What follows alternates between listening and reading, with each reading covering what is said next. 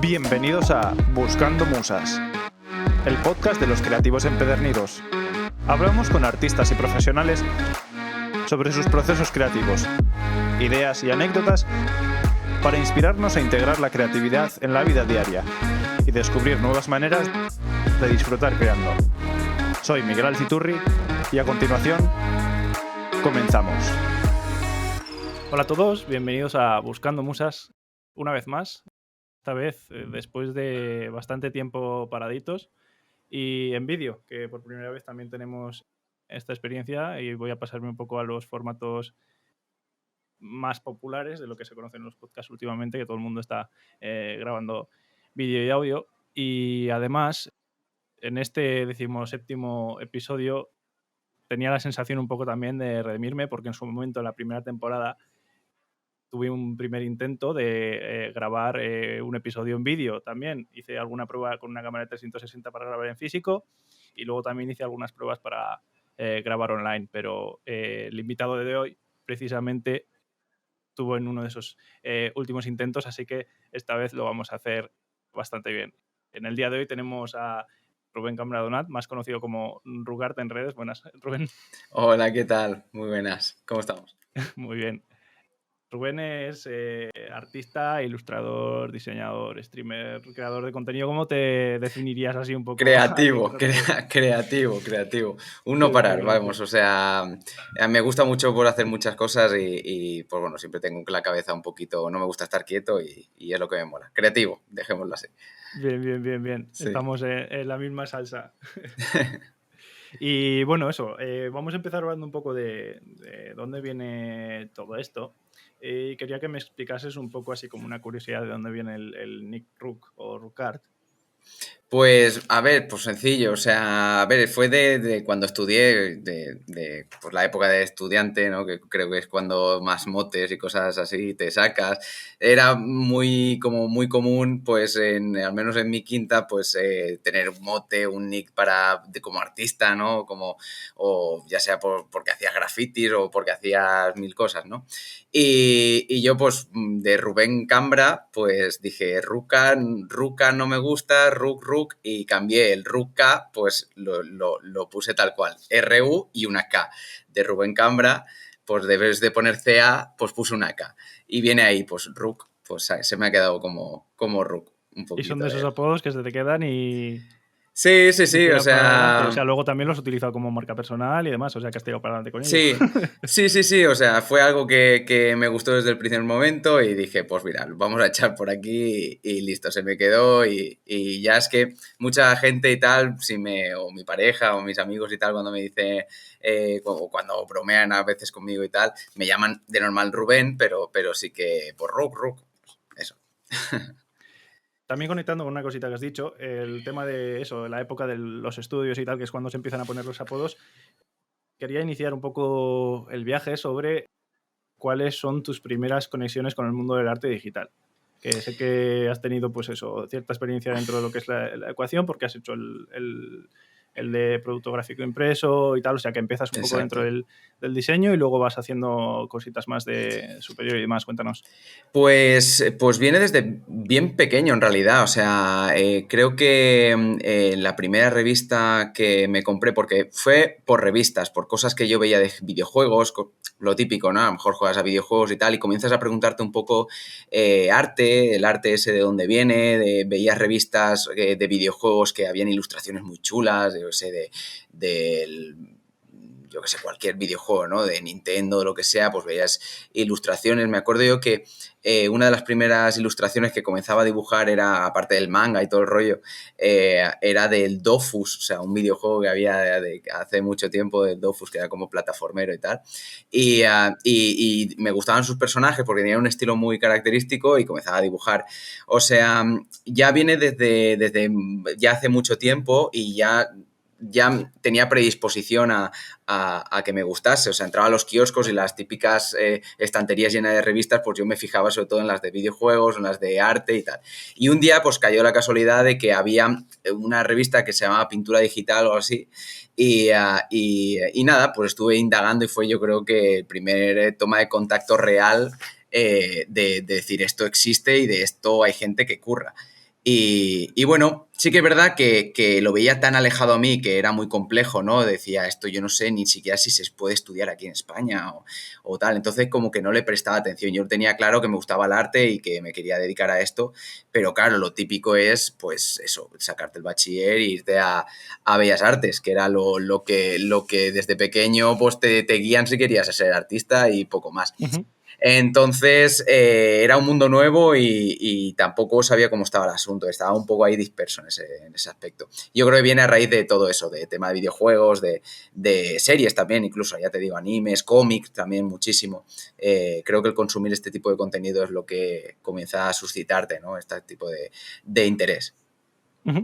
¿Cómo es tu experiencia también dentro de lo que es el sistema, como has dicho, educativo español, que igual de entrada no sabías por dónde tirar y sí que has mencionado que muchas veces se ve como la única salida tirar por carreras y en tu caso yo creo que has hecho medio y superior también dentro de tus cosas, entonces también el encontrar soluciones, no sé si más cercanas o lejanas, pero dentro de todas esas. Sí, claro, o sea, al final yo creo que muchas veces, o al menos en mi época, parece que tenga aquí yo 40 tacos, pero no. O sea, en mi quinta, mejor dicho, sí que es verdad que yo lo que notaba era desconocimiento, o sea, yo todo esto, la facilidad que hay gente que en su momento con mi edad, pues tiene el conocimiento o la oportunidad de conocer este tipo de cursos o este tipo de FPs o de ciclos o de carreras que puedan haber, másters, hay un mogollón. También la variedad que hay ahora, antes no la había. Y si la había, era mucho menos conocida. Entonces, pues eso hace mucho y yo creo que al menos en mi caso, creo que ha avanzado la cosa, o sea, ha avanzado la cosa, creo que actualmente es mucho más visible todo y eso también hace que haya también mucha más gente que pueda acceder a todo este tipo de industria y que se pueda interesar por todo esto, claro. O sea, yo sí que es verdad que ya te digo, en mi época había mucho desconocimiento y solo había un camino que era Bellas Artes y yo porque, pues bueno, por tumbos que te da la vida, ¿no? Que vas para aquí y para allá, pues descubrí un poco el EAST, la Escuela Superior de Arte, que es la que me abrió un poco la puerta a todo esto y que bueno, que da al principio un poco de reparo porque antes era como si no te sacas una carrera pues a lo mejor no sirves para nada Sí, sí que había esa, y, esa y, imagen y, un poco. y aún hay pensar es así, pero no es así, o sea, de hecho el futuro yo creo que es más tirando al FP que incluso a las propias carreras porque te especializan mucho más y está demostrado que tienes más salida laboral. Y bueno, yo creo que la cosa va por ahí, va a seguir por ahí y se va a seguir expandiendo. O sea, es el futuro. Sí que es verdad que ahora con el tema IAS, que tampoco es un tema bastante controversial, Que luego está la tocaremos también, cosa, pero bueno, eso. pues hay bastante que decir también, pero bueno, ya te digo, o sea, así está. También quiero preguntarte eso sobre, después de los estudios, luego cuando empiezas a entrar un poco en el mundo profesional, que consigues, por ejemplo, trabajar como maquetador, como diseñador gráfico en Ediciones Babylon, con el tema de los cómics, también cómo es un Hmm. poco el conectar esas primeras influencias que tuviste de pequeño, que dijiste, oye, hay alguien detrás de todo esto, y luego estar trabajando con ese material, igual con algunos materiales como Ghibli o otras cosas que has tenido como influencia. Sí, claro, o sea, yo al final, antes de acabar superior, tuve la suerte de ilustración, o sea, el ciclo superior de ilustración, tuve la gran suerte de antes incluso de entregar el proyecto final, poderme ya comenzar a dedicar en todo esto. Sí que es verdad que no explícitamente, o sea, no directamente como ilustrador, sino era como maquetador, pero bueno, ya tocabas la industria, veías cosas, veías cómo funcionaba, que eso ya también te da muchos puntos y te comienza a abrir un camino que antes lo veías totalmente cerrado y que no sabías ni siquiera la industria cómo funcionaba, ¿no?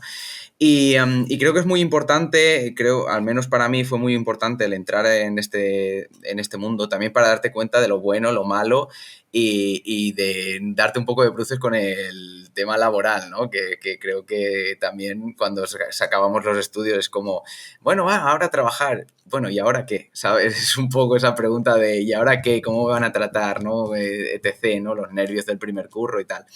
Y si lo vas a hacer bien, tienes muchas dudas.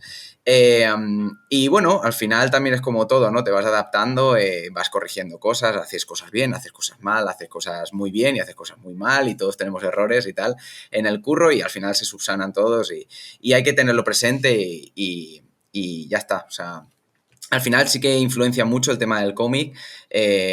También acabó siendo un poco frustrante, al menos para mí, porque yo cuando trabajaba en Ediciones Babylon he aprendido muchísimo allí de maquetación, de cómo funciona la industria y todo, pero sí que es verdad que después de 4 años, estuve trabajando allí 4 años y sí que es verdad que estaba un poco cansado y ya no es lo que... Encima, Ediciones Babylon antes se dedicaba más a la ilustración, después tiró más por el cómic y el manga y yo no me sentía ya lleno como antes y tal, y quería cambiar. Al final, ya te digo, estaba trabajando como maquetador, a mí me gustaba trabajar como ilustrador, tal, y era muy diferente. Entonces, también al final, ya te digo, el rumbo que cogió Ediciones Babylon a mí personalmente no me acabó del todo, ya que acabamos pues literalmente maquetando pornografía y hentai básicamente. Entonces, con levantarte a las 8 de la mañana y ponerte a trabajar y lo primero que te ves en la pantalla son pues genitales de todo tipo, pues al principio pues puede ser gracioso incluso, ¿sabes? Pero después como que incluso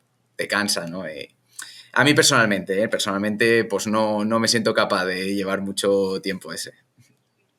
Es un poco también la decisión de dentro de algo que puede estar dentro de tu industria, que puede darte cierta estabilidad económica o no, el haber encontrado Claro. un sitio, por así decirlo, también da a veces miedo el decir voy a irme a otro sitio, voy a buscar algo mejor, teniendo ahí cierta... Claro, y eso es un problema. En tema artístico, tú piensas que lo que más añoramos y lo que más anhelamos, mejor dicho, es el tema de estabilidad. O sea, yo ahora trabajo en el mundo de la animación y es creo que una de las industrias más inestables que podemos encontrarnos en España.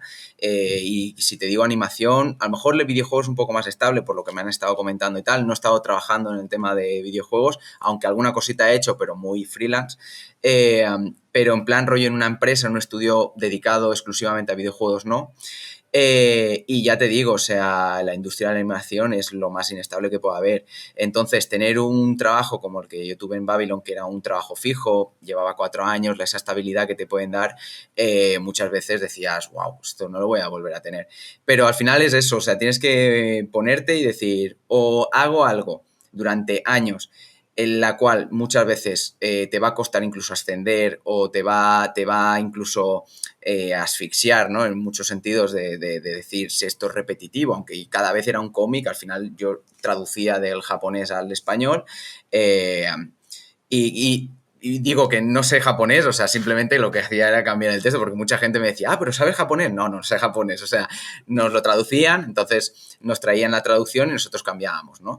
Y tenías que fijarte la página, cada viñeta, si habían cómics que tenían 2 bocadillos por viñeta y habían cómics que tenían 20, 30 bocadillos, o sea, era una locura. Me acuerdo de un cómic que se llama Cells at Work, que era una locura, o sea, lo que había que borrar, todo lo que había que cambiar de texto, al final era, lo llegué a pasar mal psicológicamente porque decía, es que no puedo más, o sea, claro, tienes que sacar enseguida, o sea, teníamos un mes para hacer un cómic y era una locura.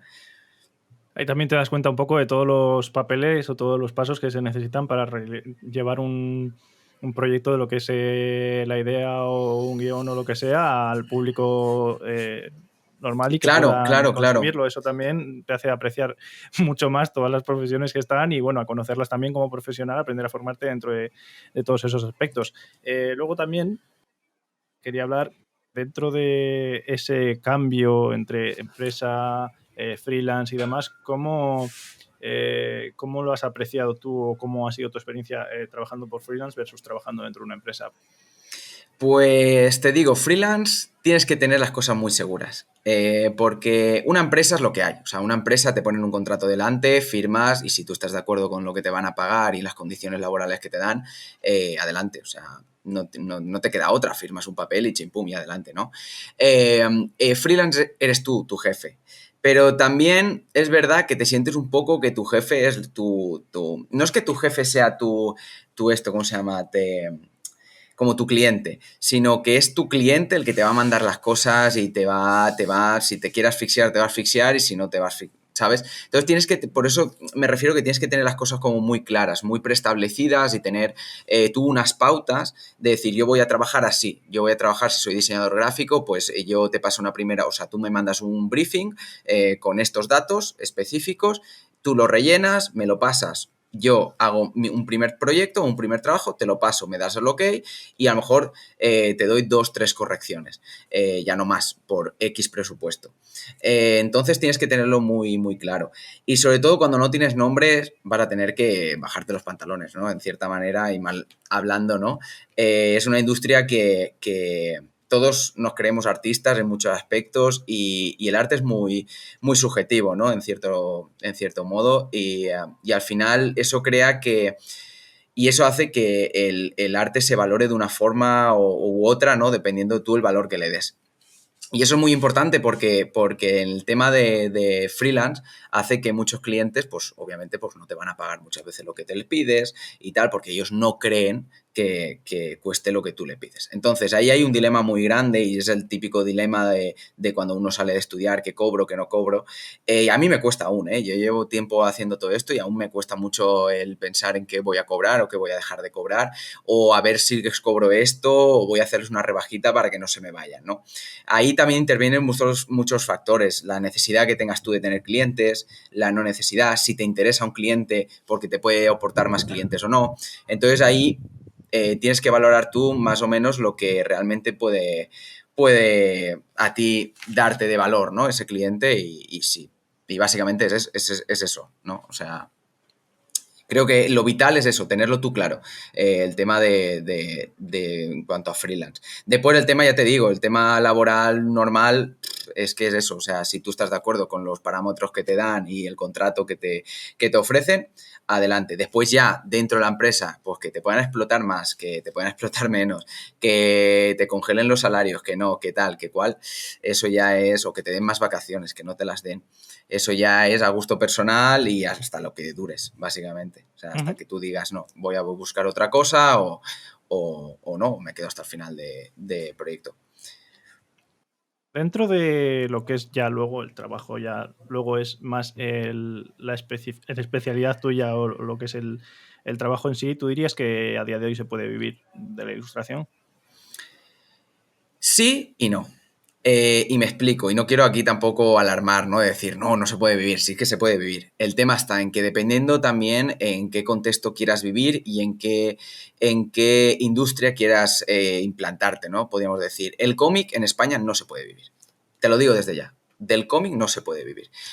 Y no de lo que yo trabajaba. Yo trabajaba de maquetador y por lo tanto yo tenía un contrato laboral fijo y yo cobraba mi X dinero a mensual y se puede vivir, sí.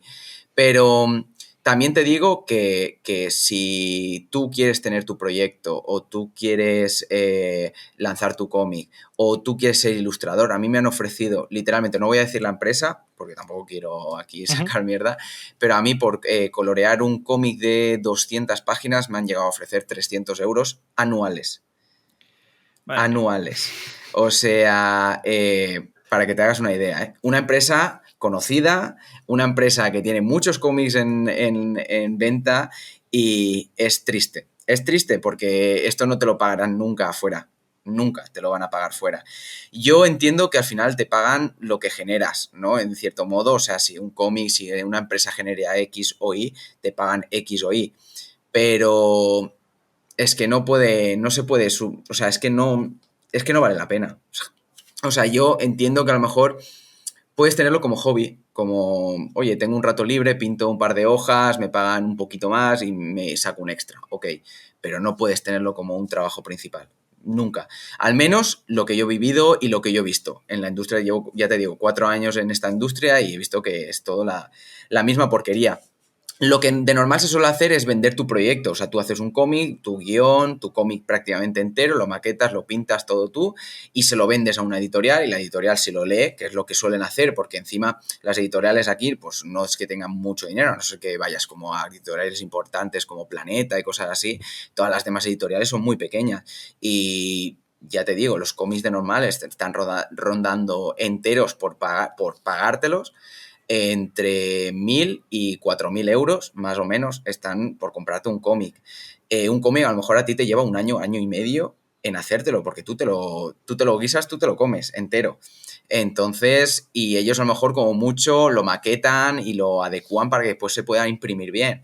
Entonces, que es el resto del trabajo que es más bien mínimo. Todo el tema de guionizado, de ilustración, de color, de todo, lo haces tú. Entonces, ¿qué pasa? Que no te sale rentable. O sea, te dura un año y te pagan 6.000 euros, es como, o 4.000 euros, que es a lo mejor, ya te digo, lo máximo que te pueden pagar. Sí. Estamos hablando de que las mejores editoriales a lo mejor te pagan ese tipo de dinero. O sea, es que te están pagando medio año. ¿Y crees que la solución en esto, por ejemplo, estaría en la autopublicación o el utilizar, por ejemplo, ahora tu perspectiva como creador de contenido, como persona que está un poco más activa en las redes? El tema de yo creo que una aquí... comunidad y llegar a algo. Sí, yo creo que aquí el problema reside en que no se le da valor. O sea, me refiero que yo creo que si se le diese el valor, que hiciesen ya no cómics por hacer cómics y mangas por hacer mangas a retotero y tal, sino que realmente hubiesen certámenes de cómic importantes, relevantes, que Estamos pudiesen hablando de hacer... escala nacional. Escala Una nacional, cosa más, sí, sí, filosofía sí. española, etcétera. Exacto. Yo creo aquí nos hemos quedado un poco estancados en el tema del TVO y el manga. O sea, al final es lo que consumimos, yo creo, y bueno, lo que se consumió, ¿no? El TVO, en este caso, en España, y que es un cómic europeo, es muy diferente, son tomos mucho más gordos. Y también hay que tener eso en cuenta, de que el cómic de grapa aquí no se suele consumir. Se consume a lo mejor ahora por el tema más americano, ¿no? De leerte de DC, leerte Marvel, cosas así. Pero aquí venimos del TVO y el TVO es un cómic europeo. El cómic europeo es mucho más grande, mucho más denso, mucho más grueso, tapas duras, acabado muy diferente, ¿no? El cómic americano es prácticamente semanal, se saca, es una impresión rápida, a grapa, 4, 5, 6, 12 hojas como mucho. Entonces venimos de conceptos muy diferentes. Después están los japoneses que lo han juntado un poco todo, ¿no? Han hecho un batiburrillo y trabajan, vamos, que al borde de la explotación, al borde no, explotados, o sea, no al borde, explotados, trabajan explotados, he ahí que cada 2 por 3 estén autores pues suicidándose y teniendo problemas mentales muy graves.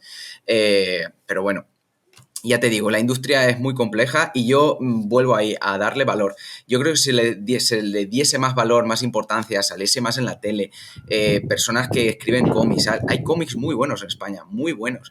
Y ya no solo en España, Francia, Italia, hay muchos cómics que son muy buenos y no se conocen. O sea, es que no se conocen porque no se consumen, no se les da un valor, no se les da... es como cualquier... yo qué sé, rama, noticia, cualquier cosa de estas, si no la pones, si no la expones, no la muestras, se queda invisibilizada totalmente. Entonces, esto viene un poco, yo creo que de ahí, ¿no? Si no lo muestras, si no le das ese valor añadido, se invisibiliza y por lo tanto no hay valor. Cuando no es visible, no hay valor. No da rendimiento, no genera. Al no generar, por lo tanto, hay sueldos precarios, no se paga lo que se debería pagar. ¿Cuánto puede cobrar un ilustrador en América? O sea, un ilustrador de cómics, de DC. O sea, ¿cuánto puede cobrar? Pues no lo sé, pero ya te digo yo que 5 o 6 veces más que en España. Y 7. Y si te digo 10 veces, porque aquí si te ofrecen 300 euros, un colorista, ¿cuánto puede cobrar un colorista de Marvel?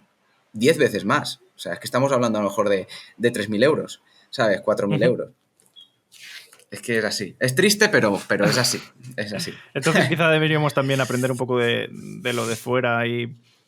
Claro. Dentro del papel también de las figuras más públicas o de los creadores, aparte de la autopublicación como solución, que creo que es una opción, sobre todo a día de hoy, que se está democratizando más todo el tema de la impresión o todo el tema de la tecnología en sí para la creación, pues hay cada vez más recursos y tal, entonces se ha vuelto una posibilidad para los creadores el sacar su propio producto, el gestionárselo ellos.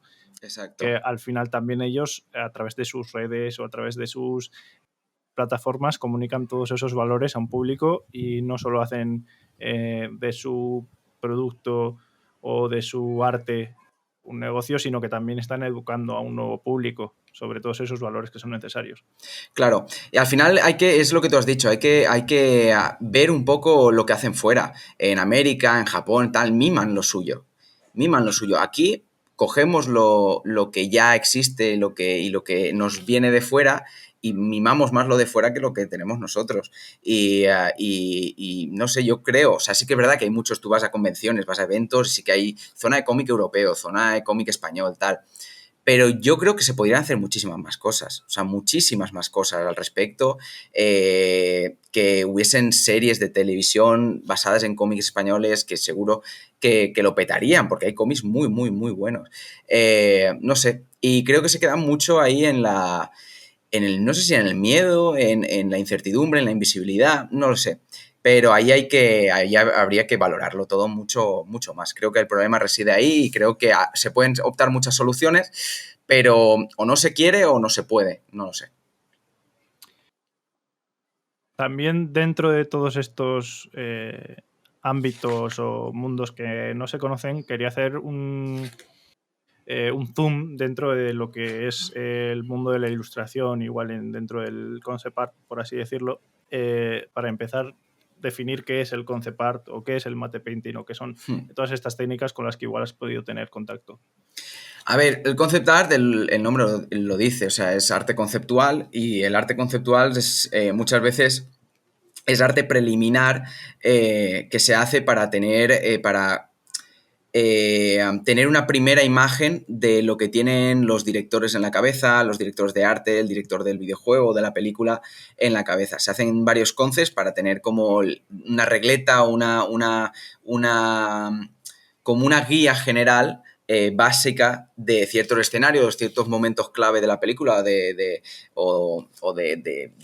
entorno, del environment o lo que sea de cierto proyecto, ¿no? Y después ya son las técnicas, ¿no?, que se puedan utilizar. El concept art, podríamos decir que es como el término, ¿no? Y después dentro de ese término, pues las técnicas que pueden utilizar son distintas, entre ellas pues el matte painting, la pintura digital como tal, hay muchos recursos. El matte painting, por ejemplo, o el photobashing, por ejemplo, es por eso utilizar fotografía real junto a pintura digital para hacer entornos, para hacer ciertos escenarios, ¿no? Y ya te digo, el concept art de normal se suele sacar bastante rápido, sobre todo preliminar, sobre todo para concretar ideas que tiene el director en la cabeza, porque los directores, la gente que vaya a meterse en el mundillo y tal, verán que los directores son muy especiales. Entonces, especiales en el sentido de que ellos tienen su mundo en la cabeza. O sea, ellos ya tienen la película en su cabeza y saben exactamente cómo lo quieren. Pero que coincidas tú y el arte que le enseñes a lo que ellos piensen es intentar sacárselo con embudo, ¿no?, las ideas, y es complejo, ¿no? Ahí está un poco la habilidad que tiene que tener el concept artist de poder entender el briefing que le dan, las ideas que le da el director de arte o el director en general del proyecto, y poderlo plasmar de la forma que al director le guste, ¿no? Y bueno, es eso, yo creo que básicamente se podía resumir ahí. Luego, el diseño de entornos versus el diseño de personajes, ¿qué complicaciones le ves a cada uno de ellos? Y luego, desde el punto de vista de un ilustrador, ¿crees que es mejor especializarte en un ámbito o ser un poco más generalista y tener un poco de conocimiento de todo? Mira, yo personalmente, respondiéndote a esto de si centrarse en una cosa u otra o ser generalista, doy y pongo las dos manos en el fuego en ser generalista, siempre. Las empresas, eso es como tener un machaca, ¿no? O sea, en una empresa, ¿no?, que te hace de todo, te hacía de fontanero, te hacía de que te reparaba la luz y después subía y descargaba, ¿no? Cargaba y descargaba el tráiler.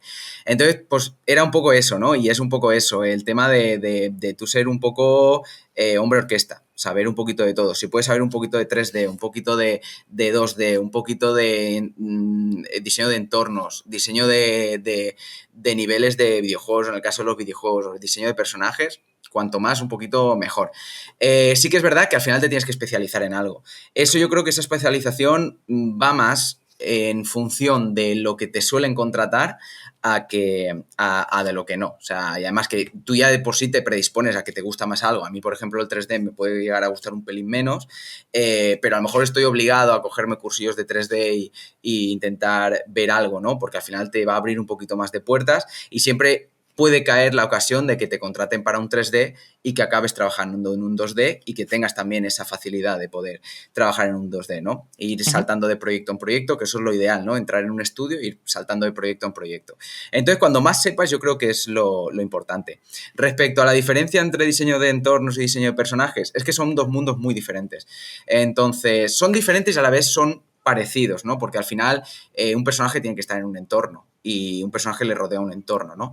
Pero de todas formas es diferente porque un diseño de un entorno se diseña de una forma con ciertas características, con ciertas pues, posiciones de luz, etcétera.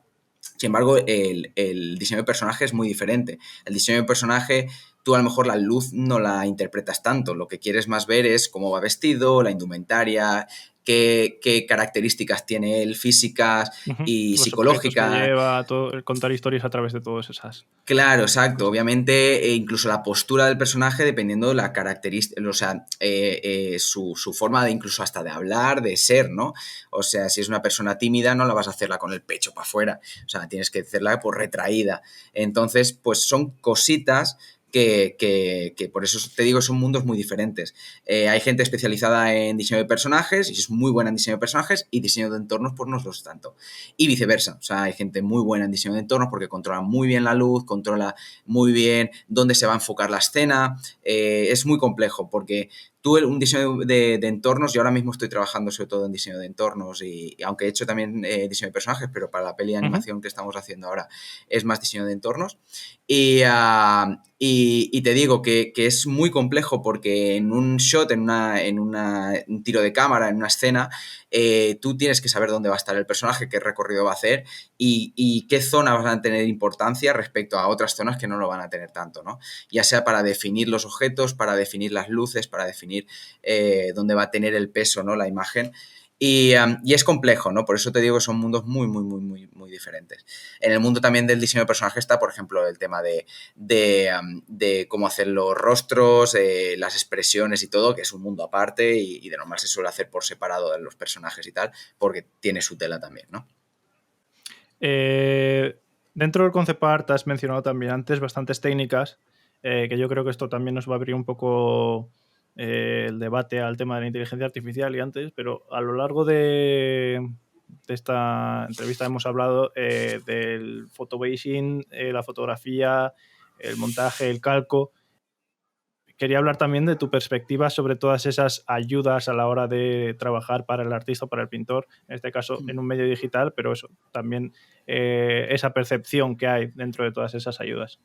Yo creo que todas las ayudas son buenas. O sea, al final, hasta cierto modo, todas las ayudas, el nombre lo dice, son ayudas y te van a ayudar, ¿no? En tu día a día como artista y como diseñador o como lo que sea, ¿no? Creo que es muy importante tener esas ayudas, pero también te digo que la velocidad muchas veces en que se implantan esas ayudas puede ser muy compleja, o sea, puede ser muy rápida y no da tiempo a lo mejor a dar el paso al artista y tal a adaptarse, ¿no? Y eso es algo que, por ejemplo, ahí me refiero sobre todo a las IAs, ¿no? Que sí que pueden llegar a ser buenas, pero ¿hasta qué punto? O sea, más que nada por la rapidez. Son tan rápidas, ya no solo al crear, sino se están implantando tan rápidamente que es muy complejo adaptarse. Es muy complejo. O sea, incluso a la propia industria. O sea, porque la industria en general le podría permitirse, ¿no? El tema de utilizar IAs y tal, pero es que avanzan tan rápidos que las propias industrias les está costando adaptarse a la rapidez, ¿no? Sí que es verdad que al final, como lo humano, no hay nada, en el sentido de que al menos actualmente sí que las IAs son muy buenas, pero una persona, creo, actualmente, a mi parecer, interpreta muchísimo mejor las cosas. Se puede adaptar más, empatía, tiene empatía, ¿no? Empatiza no solo con la persona a la que va dirigida la imagen, sino a la persona que le pide la imagen, que es tu director de arte o tu director, ¿no? Uh-huh. Y creo que en ese aspecto las IAs tienen mucho camino que recorrer. Hacen cosas alucinantes y cosas muy exageradas, o sea, no tienen sentido. O sea, yo muchas veces me ponen una imagen de IA y digo, es que esto es imposible. O sea, me tiemblan las piernas, ¿no? Porque dices, está en juego mi curro y veo que puede ser un puede ser muy heavy, ¿no? Pero también pongo de ejemplo el tema de los taxis, los Ubers y todo el rollo, ¿no? Salió Uber y los taxistas temblaron. Dijeron, aquí se nos acaba el chollo. Siguen habiendo taxistas, siguen habiendo gente de Uber. Siempre habrá conflicto, ¿no? Pero al final como que se han adaptado, ¿no? En cierta manera los dos. Y hasta cierto punto pues conviven, ¿no? Y eso es lo que hay que interpretar. Las IAs están aquí para quedarse, esto está segurísimo. O sea, el que niegue las IAs creo que hace un gran error, ¿no? Y creo que hay que ya asimilar de que las IAs están aquí para quedarse y es lo que hay. No hay Es un más. poco también, como has dicho, la velocidad que tenga uno para adaptarse o simplemente Claro. todos esos artistas o todos esos profesionales que igual están más reticentes Sí. al tema, en vez de atacarlo, intentar boicotearlo, intentar precisamente Sí. propulsarse o incluirlo dentro de su flujo de trabajo para poder al final tomar parte o eliminar ciertas tareas un poco más nimias, porque, por ejemplo, también llegó con el mundo de la industrialización, pues el tema de pues, un carpintero que te hacía una silla no era lo mismo que una máquina que te hacía las patas de la silla y demás, pero fue luego también el aprender a diseñar o el aprender a incluir esas cosas dentro de... En la automoción, por ejemplo, también pasó lo mismo. Lo construían todas las personas y al final se robotizó y sí que es verdad que hubo ahí un cambio muy importante. También te digo que la robotización en la automoción fue cuestión de años y años y esto estamos hablando de cuestiones de meses. Sí, de meses, o sea, de que un mes a otro ya te cambia completamente todo el paradigma. Es muy de decir, heavy. Hace 5 meses solo teníamos, o 6 meses, solo teníamos inteligencias artificiales que nos generaban imágenes y no estaban muy allá. En 4 meses de repente tenemos imágenes súper hiperrealistas o de estilos completamente diferentes y ahora pues vídeo, imagen, audio, etcétera. Por eso te digo que es que la cosa está muy candente, ¿no? Podríamos decir, está picantona la cosa. O sea, es algo muy... que yo tengo mis pros y mis contras. O sea, yo al principio, pues lo primero que haces cuando tú te sientes amenazado es como, hey, stop, hasta aquí. O sea, no voy a... esto hay que boicotearlo, ¿no? O sea, esto no se puede permitir, ¿no? Que nos quiten el curro de esta forma tan usurpadora, ¿no? Que aquí ahora todo el mundo se cree artista por controlar una máquina que lo hace por él, ¿no? Y es complejo, ¿no? El tener ese conocimiento. Yo creo que, por ejemplo, la gente que... Yo no considero artista a la gente que utiliza IAs, lo consideraría más como una especie de ingeniero, una especie de informático, ¿no? De que entiende ese tipo, podríamos decir que ese código, ese algoritmo con el que se mueve, ¿no? Esa IA y sabe sacarle jugo, sabe sacarle partido, pero no lo consideraría un artista. Y a lo mejor me mojo mucho con esto, pero es mi opinión personal y es eso. O sea, creo que no lo consideraría yo artista. Yo creo que artista va, creo que mucho más allá de una simple máquina. Digo simple no porque sea simple, sino que a lo mejor una máquina que te cree un archivo en segundos, más allá de lo que el término arte significa, ¿no? Que es la expresión. Además, muchas veces también no es solo la pieza de arte en sí, porque mucha gente está viendo esto y dice, pues ya tengo una ilustración, ya tengo una imagen o ya tengo la pieza terminada, pero muchas veces no es esa pieza terminada y es lo que uno haga luego con eso generado, cómo lo incluya, cómo lo modifique. Porque luego también el tema de los derechos de propiedad intelectual y tal también ha sido otro tema, sobre todo con el tema de ArtStation, con el mundo de Stable Diffusion y otras también que se han liado pardas por esta aceleración tan rápida que ha tenido todo este tema y que al final estaba no solo sustituyendo puestos o literalmente luego robando trabajo de la gente y reproduciéndolo de una manera más rápida, que luego también eso habría que empezar a evolucionar también como sociedad y como industria y empezar a regular esas cosas que luego también se ha hecho. ArtStation ha reaccionado, ha puesto las etiquetas de IA, etcétera. También lo está haciendo Instagram detrás de las escenas y otras plataformas como Adobe que están ya incluyendo metadatos, etcétera, para en el futuro tener esas herramientas un poco para gestionar todo este tema, porque es una cosa que va súper rápido. Claro. Yo hasta qué punto estoy de acuerdo con todo eso. Sinceramente, que una IA esté, porque al final una IA se tiene que educar, se tiene que enseñar, ¿no? Para que sepa coger estas imágenes y ponerlas en su sitio.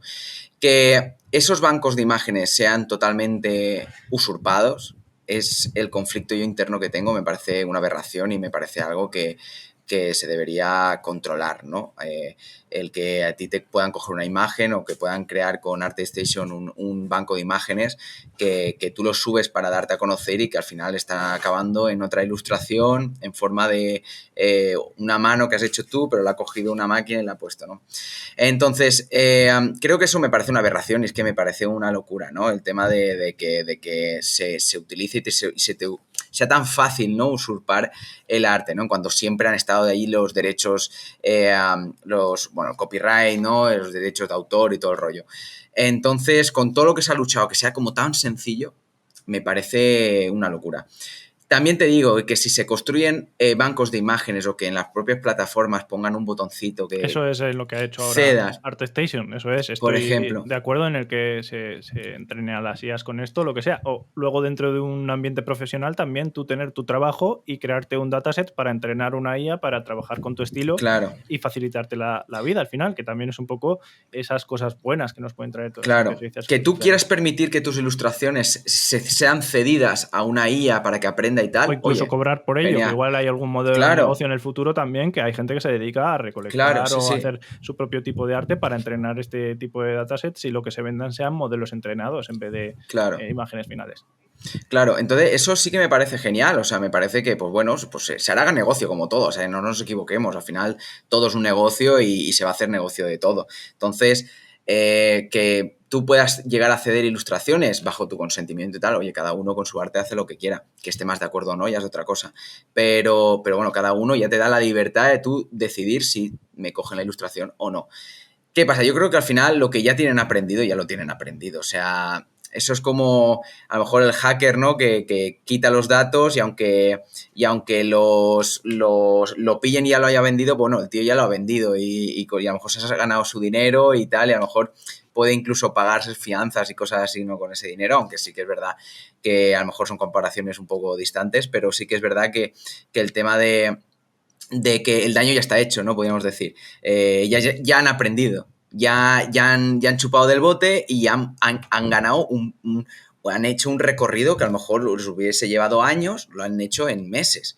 O sea, entonces, ¿qué hay? ¿Qué pasa? Estaba en lo legal, entonces se pueden aprovechar de todo eso. O sea, ya no es que sea ilegal o sea legal, es que está en lo legal. Y cuando algo está en lo legal, al final se acepta, ¿no? Y no se puede condenar. Siempre al final entran los intereses, entran el dinero, entran también... Cuando no hay un no rotundo, las ideas siempre puede haber un sí. Los malos poderes, porque también todo esto de la IA se ha utilizado mogollón para la desinformación, mogollón para las campañas de difamación, etcétera. Es una cosa que realmente puesta en las manos puede ser bastante peligrosa y también es un poco nuestro trabajo el estar pendientes para también identificar todas esas cosas, poner filtros y al final ayudar un poco a que la situación no se vuelva a Terminator con Skynet ahí y nos maten a todos. Totalmente, sí, te doy toda la razón ahí porque al final es algo que sí que es verdad que cómo lo controlas, eso no lo sé yo porque no soy informático. Me imagino que un informático o alguien que trabaje pues en el servicio, yo no sé, de inteligencia o de algo así, ¿no? Sé que sabrá a lo mejor identificar las fake news o imágenes porque me imagino que dejarán algún tipo de rastro, código, lo que sea, ¿no? Encriptado. Pero yo no tengo ni idea. Yo no sabría. Hay muchas ilustraciones que me las ponen delante y digo, pues es una ilustración hecha por una persona y no es así. Pero bueno. Esperemos que el día a día, pues bueno, nos vayamos adaptando, sobre todo que nos dejen tiempo para adaptarnos y bueno, dejemos un poco que evolucione la cosa naturalmente y que al final tampoco hay que ser alarmistas. Me jode decir eso porque al final, queráis o no, o sea, quieras o no, es mi curro y me jode, ¿no? Decir estas cosas, pero no me queda otra. O sea, es eso, tirarme por un puente, o sea, no me queda otra. O aceptación o ya sabemos que la negación la negación prolongada lleva a malestar y no es plan. Conectando un poco también con ese futuro distópico y destrucción por el mundo de los robots, quiero entrar dentro del mundo de la ciencia ficción, que al final es un poco también relacionado con todo este tema de la ilustración, todo este tema con el cine, todo este tema de lo fantástico, de lo cómic, de las adaptaciones, etcétera. Como artista también, que igual ha trabajado dentro del mundo de la ciencia ficción, ¿qué películas o qué fuentes han sido inspiración tuya? Pues bueno, muchas. O sea, desde, yo sé, Blade Runner hasta pues Ghost in the Shell, todo este tema de Akira en cuanto a cómic. Siempre ha habido, ¿no? Bueno, el videojuego Cyberpunk obviamente ahora se ha hecho como el referente, ¿no? En muchos aspectos, como que ha conjugado muy bien artísticamente el tema del Cyberpunk y lo ha hecho muy bien, ¿no? Pues básicamente eso, o sea, al final son muchas pelis, muchos cómics, muchos libros, ¿no? Que lees, que ves y que al final, el cómo interpretes tú la ciencia ficción es personal, ¿no? Hay Cyberpunk que es como mucho más electrónico y más futurista, y hay otro que es como más industrial, mucho más máquinas que están entre los steampunk, ¿sabes? Que es como una especie ahí de aberraciones robóticas, más allá de a lo mejor lo más soft, ¿no? Los más light o lo más súper moderno, que sería como a lo mejor algo más hologramas, más, ¿sabes? Como mucho más tecnológico, podríamos decir. Entonces, cada uno interpreta la ciencia ficción o el tema del cyberpunk o el tema de futurista de una forma u otra. No es igual a lo mejor el futuro de Star Wars, podríamos decir, que un futuro que es como más industrial, ¿no? Más chatarrero, podríamos decir, que un futuro rollo, pues eso, un Blade Runner o un Ghost in the Shell, que es mucho más, pues es muy diferente, ¿no? O el Cyberpunk es más de corporaciones, más de, ¿no? Esa mafia, ¿no? Podríamos decir, de que lo controla todo, que yo creo que a lo mejor acabamos más así que en Star Wars, pero por cómo vamos, pero vamos, que sí, que al final hay muchos referentes y ya te digo, yo creo que los principales, pues las típicas pelis de ciencia ficción creo que a todos nos han impactado, ¿no? Y el tema de, pues yo en cuanto a comida, Akira creo que es el referente, ¿no? Mundial y de los primeros, ¿no? Sobre todo de visuales y gráficos de la ciencia ficción futurista es Akira, yo creo. Que luego también, precisamente hablando de todos estos grandes títulos, vemos adaptaciones de todo tipo, desde libros, desde el manga, a pues cine, series, videojuegos incluso. ¿Cuál crees que es un poco la manera de hacer una buena adaptación? O si tú pudieses cogerlo, ¿qué experiencias también has visto en las que se haya cogido un manga y no haya acabado del todo bien? A ver, hay muchos referentes, hay muchos ejemplos de mangas que han sido muy buenos y han acabado reguleros, como es, por ejemplo, una que me viene a la cabeza que también tiene un estilo así bastante... De hecho, tiene un estilo que fusiona un poco rollo Star Wars con algo más cyberpunk y tal, que es Valiant, no, coño, es... Valerian, perdón. Valerian tiene unos cómics muy buenos, han sido cómics buenísimos, muy antiguos, pero que en su momento triunfaron muchísimo, aunque sí que es verdad que en España pues no pegaron porque fue sobre todo americano, si no me equivoco. Pero la película sí que es verdad que visualmente al final todo... es complejo porque visualmente son todas muy bonitas. O sea, pero sí que es verdad que si funcionan más o menos es más a lo mejor por guión o por a qué público quieran dirigirlo, si más juvenil y tal. Y a lo mejor el cómic es menos juvenil, es un cómic a lo mejor mucho más duro, mucho más... Y a lo mejor después te ponen como algo más infantil y qué pasa, que a la gente de toda la vida que lo ha estado leyendo, que le ha gustado, pues, ¿sabes? Si te ponen una Akira ahora y no te lo hacen crudo, rudo, en plan duro, ¿no? Todo acaba en uro, pero sí, al final, si no te lo ponen como te lo ponían en el cómic, si te lo hacen mucho más infantil es como que pierde la gracia. Encima la estética que tiene, ¿no? Es como muy, muy dark, ¿no? Al final es como un poco Batman, ¿no? Arkham City, ¿sabes? Podríamos decir, ¿no? En cierto modo, muy negro, muy por las noches, cuando más, pues bueno, más... luce, ¿no? Porque hay más luces, hay leones de normal. No sé. Creo que son estéticas que visualmente funcionan muy bien y que yo creo que las que más han tenido pues dificultades o que más críticas han tenido ya no han sido por el tema visual, sino más por el tema pues esto, de guión o a qué público ha dirigido, porque ya te digo pues que las críticas, la gente que critica las pelis o los críticos en general, pues muchas veces se acogen a esos cómics, ¿no? Porque al final el nombre lo dice, son adaptaciones y por lo tanto al adaptar algo pues tienes que tenerlo. Una buena secuela, a mi parecer, pues por ejemplo Dune, los libros de Dune son muy buenos y la película de momento pues a mí personalmente me gustó, artísticamente es muy bonita y tal. Sí que es verdad que a lo mejor no es un cyberpunk como tal, pero sí tenía un rollete Mad Max muy, muy chulo, que también es una estética Mad Max también también es un ejemplo también de una adaptación bastante...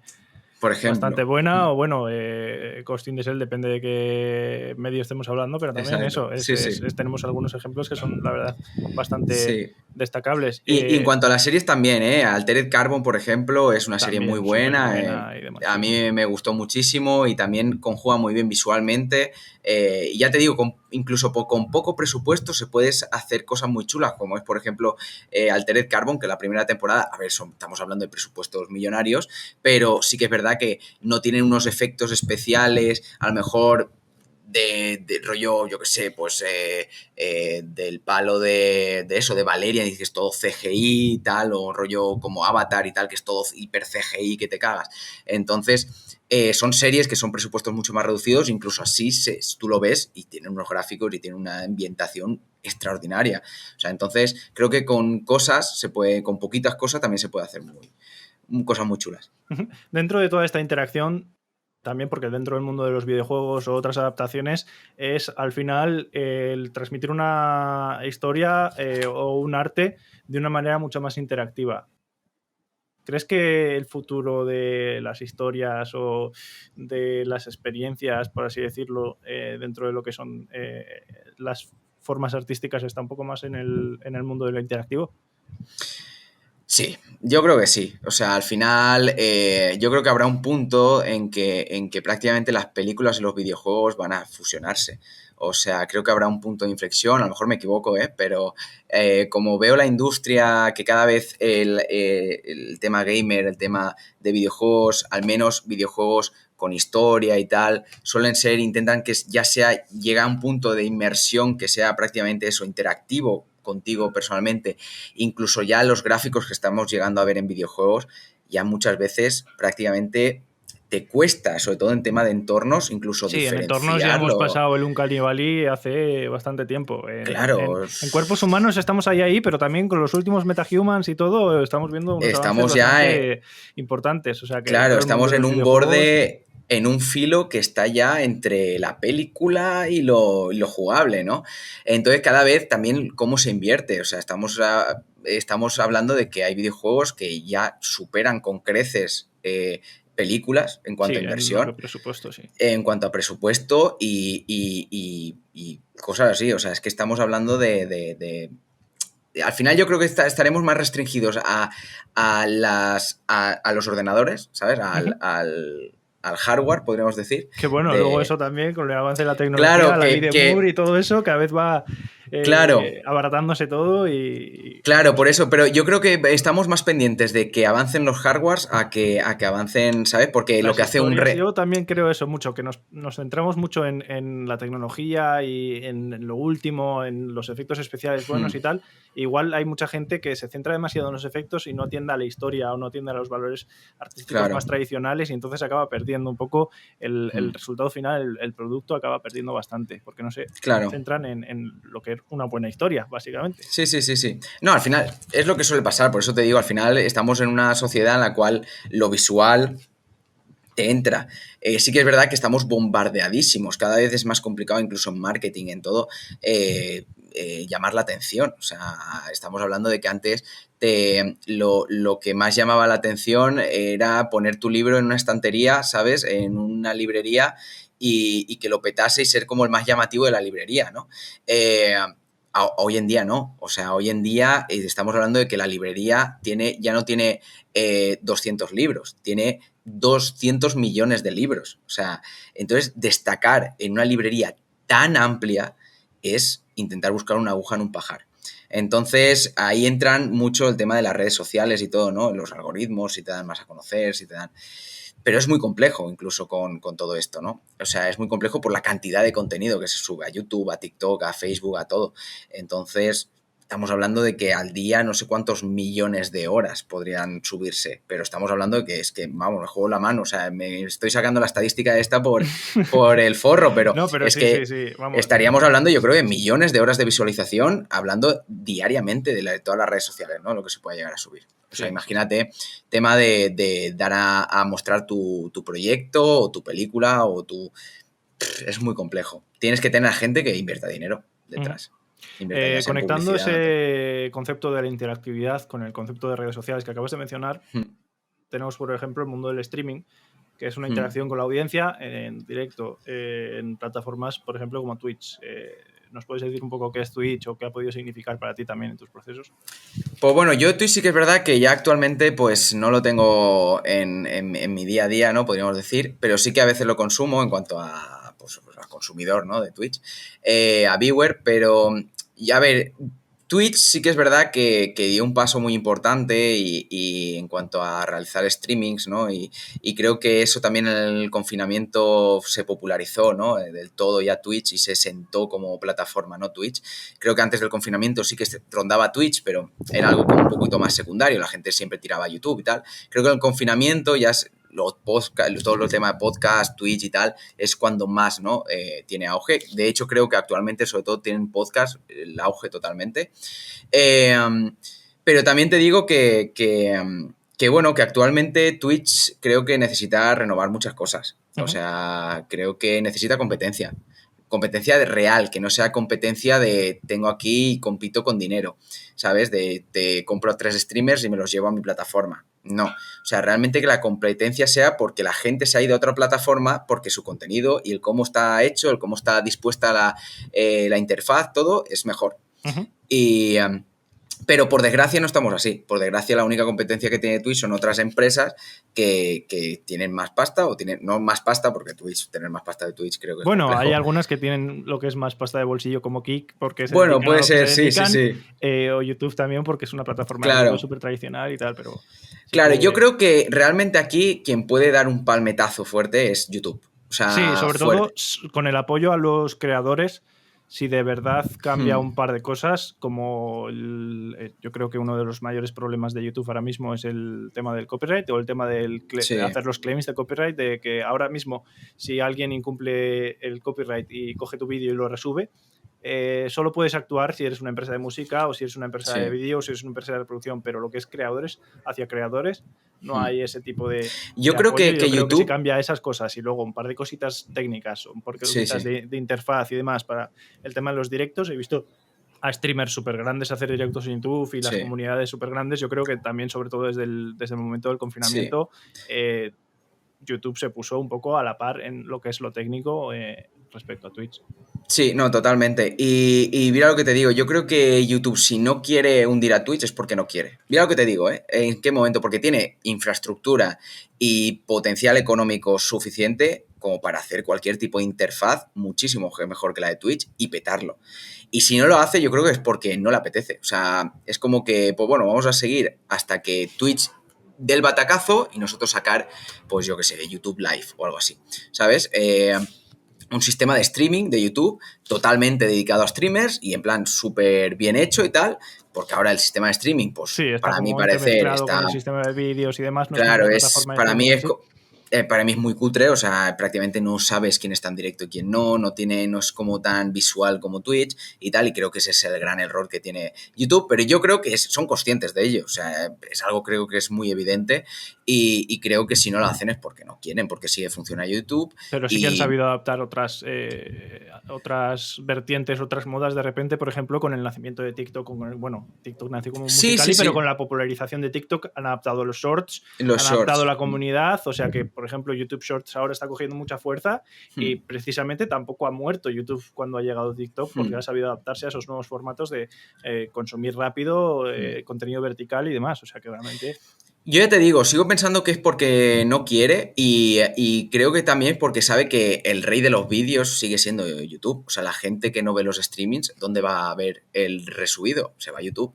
O sea, yo conozco poca gente que quiere ver a Illo Juan y acaba de ver el resubido de Illo Juan porque se perdió el capítulo de ayer y lo vea en Twitch. O sea, yo personalmente lo veo en YouTube, o sea, porque al día siguiente ya lo ha subido Juan y yo cojo y lo veo.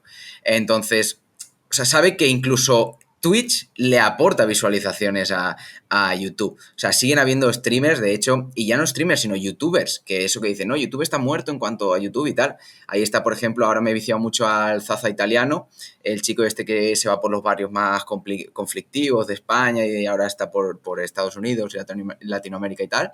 Y el tío se abrió el canal en 2021. Y estamos a 2023 y está viviendo de ello. Estamos hablando de que hay gente que lleva 6-7 años en YouTube y no se estaba comiendo una rosca. Que a lo mejor lo que nueva encuentra un formato nuevo y pega un bombazo pega un bombazo en 2 años. Sí. Menos de 2 años, tal vez, porque entre pitos y flautas, de que sube el vídeo, se les viraliza y todo, estamos hablando de que a lo mejor es menos de 2 años. Y míralo donde está, o sea, está viviendo perfectamente eso y viviendo holgadamente, o sea, estamos hablando de que vive holgadamente y produce mucho dinero. Entonces, que estamos o sea, que a veces también hay que ver que incluso sigue habiendo contenido que hay que a lo mejor remodificarlo, ¿sabes? Porque yo creo que no, está ya todo inventado. Lo que hay que hacer es coger lo que ya hay y adaptarlo a las nuevas generaciones, a lo que está pasando hoy en día, ¿no? Y el que un reportero vaya a un sitio conflictivo está más que visto.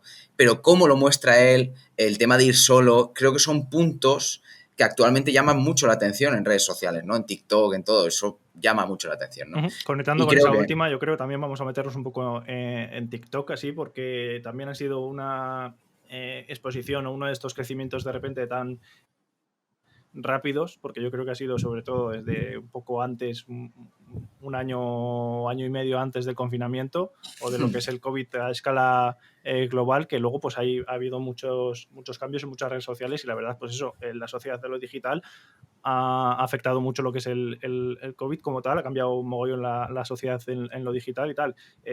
TikTok luego también has tenido cierta experiencia dentro de la plataforma y quería que me dijeses también qué diferencias ves con otras plataformas, como hemos mencionado ahora entre YouTube y Twitch. Pues bueno, es bastante sencillo y rápido de explicar. TikTok tiene una visualización, un algoritmo de visualización extraordinario. O sea, te da a conocer cada 2x3 a gente nueva. Y no es algo que sea ese día. O sea, si haces un contenido guay, te sigue mostrando a gente, o sea, y te siguen habiendo seguidores, o sea, te siguen generando visitas los vídeos después de 3-4 meses, o sea, se nota ese buen algoritmo que tienen y espero que no lo quiten nunca o que no lo modifiquen de una forma drástica porque creo que se cargaría lo bonito que tiene TikTok y lo guay, ¿no? Que le faltan, de hecho, a todas las demás plataformas como Instagram, Facebook, no sé, YouTube, tal, todo este tipo de los shorts de YouTube. Yo he llegado a subir vídeos con este nuevo proyecto que tengo de pintura de miniaturas y todo el rollo. Con Tiny Horizons he subido vídeos que en TikTok han tenido 20.000 visualizaciones, literalmente 20.000, y en Instagram han tenido 2.000 visualizaciones. ¿Cómo te comes eso? O sea, ¿cómo te lo comes? O sea, no tiene sentido. Pero el algoritmo son 2 plataformas diferentes, funciona de diferente manera. Instagram es un algoritmo pues más complejo, que se rige por otras cosas. Yo TikTok tengo entendido que se rige, me lo explicaron un poco como si fuese la ciudad de Shingeki no Kyojin, ¿no? Que es como ciudades, ¿no? Que se van como entre ciudad y ciudad, podríamos decir, o hay una muralla, ¿no? Entre círculo y círculo, ¿no? Son como una especie de círculos. Pues tú cuando subes un vídeo a TikTok, tú te ponen como en un círculo, ¿no? En el círculo exterior, podríamos decir. Y si durante un periodo de tiempo que estás en ese círculo, tú subes a X visualizaciones o creas interacciones como me gustas, como guardados, comentarios y tal, lo que hace TikTok es subirte dentro de ese escalón. Hasta cuando llegas a ese escalón, pasas a otro, que es, por lo mejor a partir, imagínate, de 2.000 visitas, ya te sube a otro escalón. Y en esas 2.000 visitas te vuelve a mostrar a X gente, a un mínimo de 200 personas. Si esas 200 personas visualizaciones te ven 175, ve que es un buen contenido y te vuelve a subir, ya no te muestra 200, te muestra a 300 personas, te muestra 400. Entonces, como que va dándote gente conforme la gente va interaccionando contigo, no sé si me explico. Entonces, es un poco eso. Sin embargo, las otras algoritmos, por lo que tengo entendido, no funcionan así. Funcionan más bien, pues, por incluso tiempo, por ejemplo, YouTube antes. Sí, antes tenía eso. Cuantas más visualizaciones pasó a tiempo de retención, luego pasó a otras cosas. Exacto, cambian mucho. Entonces, a lo mejor de un día para otro puedes tener un canal súper famoso y que después se te quede. Ha habido muchos canales. Sí, YouTube, por ejemplo, en la época en la que, pues yo qué sé, 2014, 2015, que tenía el número de reproducciones te llevaba más allá. Números de suscriptores también. En una página de puro clickbait. O sea, la gente pone una miniatura con un par de tetas o con un círculo rojo gigante en no sé qué cosa, la gente hacía clic y se iba. Exacto. Entonces ahí también dijeron, no podemos ponerles anuncios, claro. Algo está pasando aquí, vamos a cambiar la retención. Y ahora tienes gente que está subiendo vídeos de 3-4 horas que la gente se queda ahí y lo que hace al final es acabar monetizando ese contenido y propulsar ese contenido frente a otras que ahora, por ejemplo, todo el mundo está acostumbrado a ver vídeos pues, de 30 segundos para abajo igual o de 1 minuto para abajo. Sí. Son plataformas también que atienden a necesidades un poco diferentes porque la gente sigue disfrutando de ponerse un podcast o un stream de fondo durante 3 horas y también disfruta o están un poco deprimidos en doom scrolling durante 4 horas en TikTok de 30 segundos en 30 segundos. O sea que es una cosa que hay que tener en cuenta. Un poco depende de qué contenido quieras hacer y a X plataformas. Claro, incluso, ya te digo, por eso mucha gente que hace YouTube sube fragmentos a TikTok para captar en TikTok y reenviarlos como puente a YouTube. O sea que entre ellas muchas veces la gente pues utiliza, y lo ideal de hecho es utilizar varias formatos y varias plataformas para poder redirigir a una plataforma principal que es la que quieres que genere pues cierto contenido o cierta repercusión, ¿no? Yo, por ejemplo, en Tiny Horizons, con el proyecto este pintado de miniaturas, lo que hago es eso, o sea, yo sobre todo me encaro a TikTok, a Instagram, pero después lo resubo a TikTok y en TikTok, pues todo lo que me pueda generar ahí intento pasarlo a Instagram. Pues ¿cómo? Pues eso, diciendo que yo tengo un Instagram, al final del vídeo o al principio del vídeo y todo el rollo. Entonces, pues son cositas que también ayudan mucho. También Tiny Horizons al final es un proyecto tuyo personal. Sí. Quería preguntarte también a la hora de ser creativo y demás, ¿qué peso o cómo gestionas el tema de los proyectos personales versus los proyectos profesionales?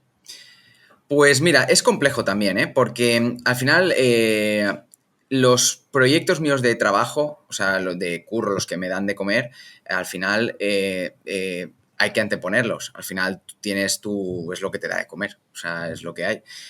Por mucho que quieras a lo mejor más dedicarte a la otra cosa o a otra, ¿sabes?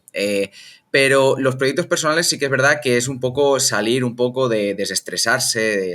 Yo al final paso muchas horas delante del ordenador y lo que me apetecía era seguir haciendo algo artístico porque no quería salir de ahí, pero de una forma más tradicional, más de tocar, mojarme las manos, o sea, ensuciarme.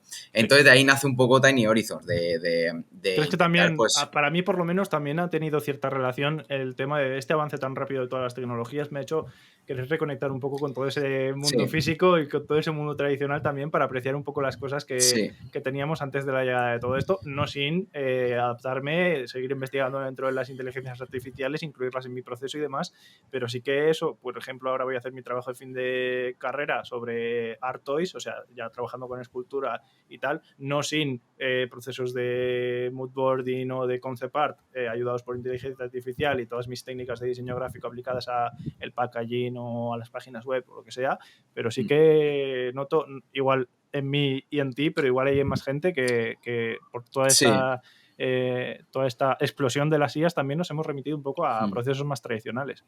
Sí, ¿no? Y pasa también incluso hasta con los videojuegos, o sea, ya no videojuegos, pero con los juegos en general, o sea, de estar jugando siempre en el ordenador, de tal, eso como que ya lo tenemos normalizado, lo que ya no comienza a ser común es cogerte un juego de mesa y jugar.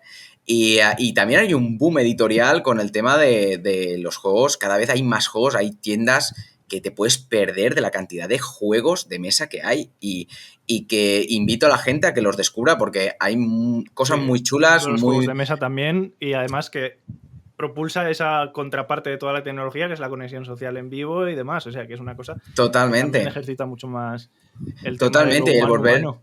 Claro, totalmente. Y el volver a reunirte con gente o el volverte a jugar, a pasártelo bien de una forma que no sea frente a una pantalla y frente... Y al final, tú piensas que yo, pues mi trabajo son 8 horas, de normal se alarga, porque al final estoy ahora en un mismo acabando la película y es un poco locurón. Pero estamos, yo que al día que puedo estar 16, 17, 18 horas delante de un ordenador perfectamente.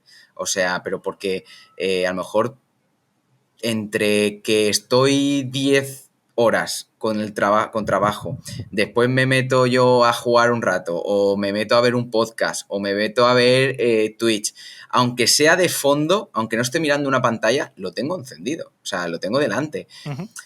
Es complejo, ¿no? Ahora, y más hoy en día que está todo tan informatizado y todo, es complejo salir de ahí y tal. Pero bueno, hay que hacer un esfuerzo y a mí me gustaba volver a conectar y me apetecía volver a conectar. De hecho, mi pareja pues también me lo decía muchas veces. Y, ¿no te apetecía? Y yo, pues la verdad es que me apetece, pero no sé muy bien cómo encararlo. Y nada, y de ahí surge un poco Tiny Horizons. Que a veces hay formas de mezclar las dos cosas, como yo también, pues eso, que va a tener toda su parte digital, claro, pero también su forma física y el proceso de un creador en su forma física, pero luego también compartiendo todo ese proceso que en tu caso también, igual que Buscando Musas, encontramos cierto valor o cierta satisfacción en ciertos ámbitos didácticos, ¿no? Sí, claro. ¿Cómo abordas tú también el proceso de enseñanza o qué técnicas, por ejemplo, has encontrado que tengan más interés en la gente y demás? Pues en cuanto a Tiny Horizons, ¿te estás refiriendo? Sí. Por ejemplo, vale. Este nuevo proyecto que está dedicado a enseñar procesos sobre algo. Sí, pues básicamente es un poco espejo, ¿no? O sea, yo veía que tenía problemas al hacer cosas y quería explicarlo, ¿no? En plan, por qué había hecho eso, por qué había encontrado una solución, porque a mí me gusta mucho, pues, ese tira y afloja de error o de que me salga yo qué sé, algo complejo y tal y tengo que solucionarlo, ¿no? Un problema y tengo que solucionarlo, pues ese rifirrafe, ese tira y afloja de problema-solución, pues es lo que quería compartir, ¿no? Y la verdad es que han tenido bastante repercusión, muchos de ellos, de los vídeos en TikTok, y súper bien. De hecho, pues he tenido la suerte de que varias empresas pues me han podido, pues eso, enviar un par de miniaturas y tal, para que las muestre y todo el rollo, y la verdad es que muy contento del proyecto y con ganas de seguir. Sí que es verdad que ahora entre vacaciones y el final del curro estoy a tope y voy un poco ahí a burro barra, como se dice por aquí, pero a trompicones, pero bueno, el tema está ahí, es un proyecto que va a seguir 100% y nada, me apetece mucho, ya te digo, porque lo disfruto mucho y porque también me mola explicarle a la gente como un novato como yo, porque al final, por mucho que a lo mejor haya gente que me diga, no, pero es que tú sabes pintar y tal, al final no es que sepa pintar, yo no sabía pintar, o sea, viene de un proceso de muchos años de estar en clases de dibujo, de estar en tal, de cursillos, de mis estudios y tal, que al final, pues sí que es verdad que hay gente que tiene más predisposición al tema creativo y a otras que no. Pero bueno, pero eso no pasa nada. Al final lo que importa es que tú aprendas y que disfrutes aprendiendo y que disfrutes mejorando y sabiendo que estás mejorando y que al final toda mejora llega mientras sigas practicando. El tema de las marcas o el tema de otros creadores también, al final no solo se trata de un proyecto personal, sino que puede iniciar ciertas relaciones laborales, como en este caso, pues al final son unas marcas o al final son ciertos tipos de dinámicas que igual si no hubieses empezado un proyecto personal, pues como es el mío o como lo que sea, que al final la gente te descubre o le atraes y conectas de esa manera y al final pues si incluso construyes una audiencia puedes acabar también vendiendo productos relacionados con ello y no viviendo de ello, pero sí te puede ayudar bastante lo que es el día a día. Claro, ¿no? Al final, el darte a conocer en cualquier aspecto de tu vida te va a servir en cualquier aspecto de tu vida. Me refiero a que si tú eres artista y en tu tiempo libre te gusta subir TikToks relacionados con mecánica y lo petas con la mecánica y de repente tú tienes un nicho y dices, escuchad, si alguien está interesado en que le pinte el coche de forma de ilustración artística porque me mola, uh-huh. Pues puedes asociar, ¿no? Ciertos conceptos y te puede llegar a incluso crear trabajos nuevos para ti y tal, fusionar trabajos o lo que sea, y al final es muy, muy importante, ¿no? El tener varias vías, varios proyectos que te puedan motivar, ya no solo a ti como persona, como trabajador o lo que sea, sino también el que se puedan ayudar unas a otras, ¿no? Y ahora, por ejemplo, al final, en el mundo de las miniaturas y tal, está mucho metido el tema del rol, el tema de editorial, de juegos de mesa, ¿no? Al final son cosas, muchas minis están hechas para juegos de mesa y todo. Entonces, pues son conceptos muy primos hermanos, podríamos decir, ¿no? Que conviven entre ellos. Y al final, que si en algún momento una empresa diga, pero que tú también ilustras tal, y pueda llegar pues mira, estamos desarrollando un juego de mesa y necesitamos ilustraciones. Entonces, pues puede aportar o juegos de rol, y estamos escribiendo un libro de una guía de rol, y por lo tanto pues necesitamos ilustraciones. Eso puede también abrirte otros caminos laborales, y al final hay que intentar abrirte tú el abanico lo máximo posible, y más en un tema creativo. Por eso también disfrutar del proceso, y al final los proyectos personales lo bueno que tienen es que es una cosa que tú haces de una manera un poco más pasional, y puedes meter un poco más de horas y hacer algo que te guste a ti o que te llene a ti ya personalmente, que te llena un poco más. Totalmente, y sobre todo hay que tener como cuidado con la línea de hobby a trabajo. Creo que es una línea también, un ámbito muy complejo también de explicar, pero sí que el tema de hobby y algo laboral, ¿sabes?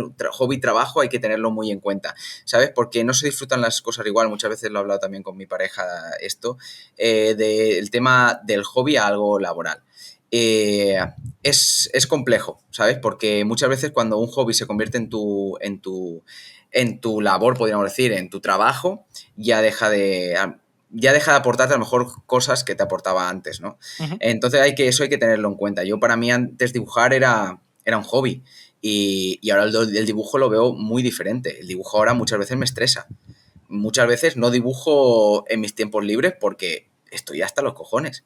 Las cosas como son. Y no pasa nada, o sea, no pasa nada por estar hasta los cuidado, cojones. sí, a la hora de gestionarse. Pero personalmente, sobre todo emocionalmente, el tener algunas cosas que las haces de manera más desinteresada o de manera más para llenarte a ti y sin ningún objetivo en mente, a otras que pueden ser más mixtas, como proyectos personales que te pueden ayudar a llegar a más gente, o otras que directamente sean pues eso, un proyecto profesional o unas cosas que igual sí que sean piezas de portfolio, pero para mostrar o para llegar a empresas que ya sea un poco más un ámbito tal. Pero el hecho de plantearse expectativas y demás, o el hecho de que cuando venga también saber balancear todo eso es un punto bastante importante. Efectivamente. Aburrido no te vas a quedar, porque al final es una industria que quieras ser artista en videojuegos, en el cómic, en animación, en lo que tú quieras, van a tener que trabajar. Yo, por ejemplo, ahora estoy trabajando en la película esta, me gustaría enseñar ya cosas de la peli artísticas y no puedo hasta 2025, para que te hagas una idea, ¿no? O sea, que es cuando se va a estrenar la peli. Entonces, es complejo. O sea, es complejo el haber hecho ya y no poder mostrar, pero es lo que firmas. Por eso te digo que muchas veces es muy importante saber lo que firmas y si estás de acuerdo, pues es lo que hay. O sea, es algo que yo ya podría mostrar, y si encima la película pues llega a buen puerto o podemos llegar a estar nominados a Goya o todo el tema pues sí que podría ser muy interesante, ¿no? Tener en un portfolio pues en una nominación o lo que sea. Pero bueno, hasta que no salga es complejo ponerlo. De momento dices en qué empresa estás trabajando y poco más. ¿Y cuál empresa estás trabajando también? Si quieres un poco recolectar un poco hacia lo que estás haciendo ahora mismo, también un poco ahí. No, pues es una productora que se llama Capitán Araña, y bueno, estoy trabajando para Capitán Araña. Es una productora que creo que es una producción que están entre varias productoras. De hecho, creo que ahora próximamente creo que va a venir una productora irlandesa, si no me equivoco. Pero bueno, el tema está en que yo trabajo también, estoy entre Madrid y Canarias, más o menos, aunque yo trabajo en Valencia, porque la suerte es que podemos teletrabajar.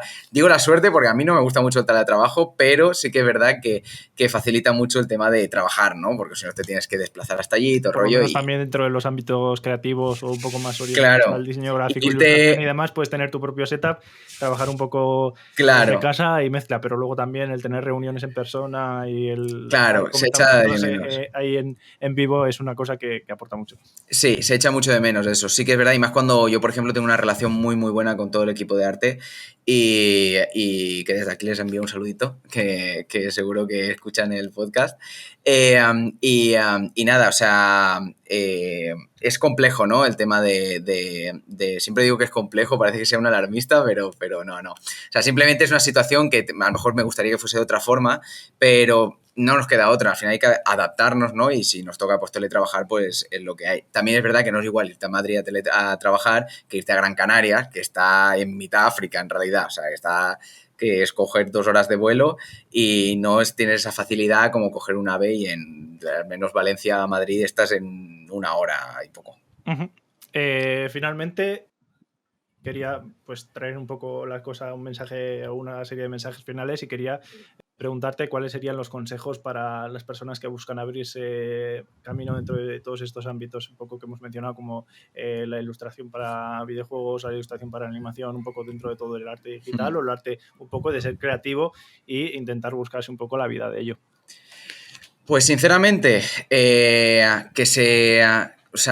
intenten aprovechar cada idea que tengan. O sea, que intenten ser lo más, ya no productivos, sino creativos posibles. O sea, que tengan ideas y que le intenten, que no tengan miedo a mojarse, que no tengan miedo a abrirme una cuenta y probar y subir contenido, y si no funciona, pues no pasa nada, la cierras porque...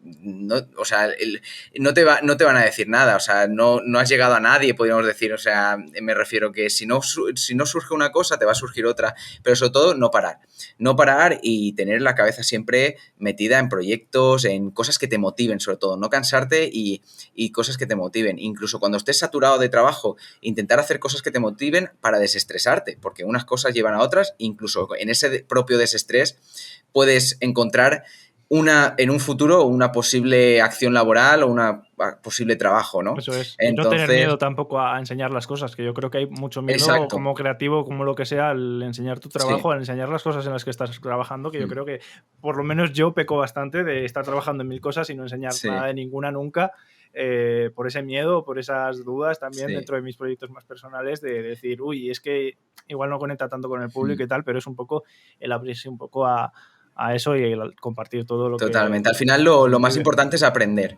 O sea, es aprender. Y yo, ya te digo, o sea, aquí ni X persona ha nacido sabiendo, ni yo he nacido sabiendo dibujar, ni nada. O sea, yo si sé dibujar es porque he hecho mondongos. He hecho mondongos muy heavies y he hecho cosas que y aún sigo haciendo cosas que digo, madre mía, o sea... De hecho, estos días le hice una ilustración a mi pareja así de rollo cumpleaños y tengo ahí un par de cosas que no las quiero ni enseñar. O sea, porque digo, es que, vamos, me deja, ¿sabes? Pero sí que es verdad que hay que echarle un par y hay que echar para adelante y decir, joder, pues si no es una cosa es otra y yo no me cierro, aunque no me guste el cómic, no me cierro la puerta del cómic. O sea, si en un caso dado me apetece de escribir y dibujar un cómic, lo haré. Y si en un caso dado, ahora, después de la peli, me apetece a lo mejor más el tema de los videojuegos y intento echar más a empresas que sean de videojuegos. Que a lo mejor no es lo correcto, porque ya teniendo un poco de recorrido con el tema de la animación, me urge.